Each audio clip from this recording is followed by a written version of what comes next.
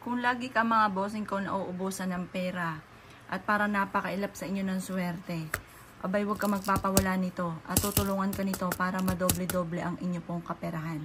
Ito pa mga bossing ko ay simpleng asin lamang na sa bangketa lamang natin mabibili. Huwag ka nang gagamit ng mga iodized mga mamahalin. Simpleng asin lamang. Ito ay nasa focus, paniniwala at lalong sisipagan, tiyaga-tiyaga. At lalo kang kumapit sa itaas, huwag kang makakalimot magdasal, subukan nyo po ito. Ngayon pa mga bossing, ito isang cup lamang para tayo maging matagumpay ha.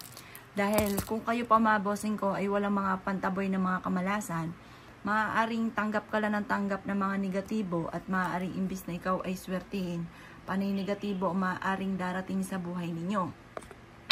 Kaya mainam mga bossing ko, ngayon pala kayo po ay mag-attract ng swerte sa pamamagitan ng ganitong mga pamamaraan. Ito mga bossing ko ang ating asin. Mas mainam na maglagay ka ng ganito sa isang clear na lagayan kagaya nito. Kita ang loob at kita rin ang labas.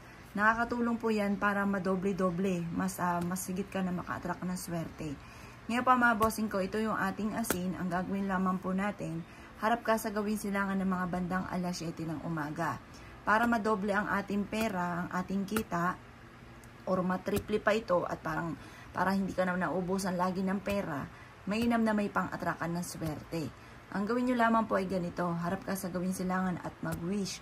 Sabihin nyo po sa pamamagitan ng inyong sipag at tiyaga at pananalig sa mahal na Panginoon, ay makakamit nyo ang lahat ng inyo po mga pinapangarap. Siksik-liglig at umaapot, napakaraming blessing ang darating po sa inyo. Ganon ang mga pag-wish na walang gamit na sana, direct to the point mga bossing. Ngayon pa mga bossing ko, pagtapos ka na mag-wish, ibilad ito hanggang alas 8 lamang ng umaga sa liwanag ng sinag ng araw sa umaga.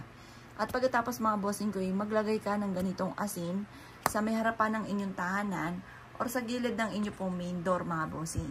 At tutulungan ka nito upang sa ganon, imbis na lagi kayo namumblema sa pera, ay lagi ka namang iaadya nito kung saan lagi kayo ay suswertihin. Ngayon pa mga bossing ko, ikaw'y naniniwala at nais nyo po itong gawin, subukan nyo na po ito. Ito po ay pwede nyo rin ilagay sa ilalim ng inyong higaan. Pwede rin ito sa may hagdanan or kaya sa bawat sulok ng inyong tahanan. Pwede rin maglagay ka ng ganito sa inyong negosyo para lagi ka na lang pong mapera. Kung ikaw ay naniniwala at nais nyo po itong gawin, huwag ka na magpatumpik-tumpik pa at makakatulong po ito upang sa ganon, masigit ka na maka-attract ng swerte. Kung ikaw ay naniniwala at nais nyo po itong gawin, ay siya mga boss, good luck po sa inyo po lahat.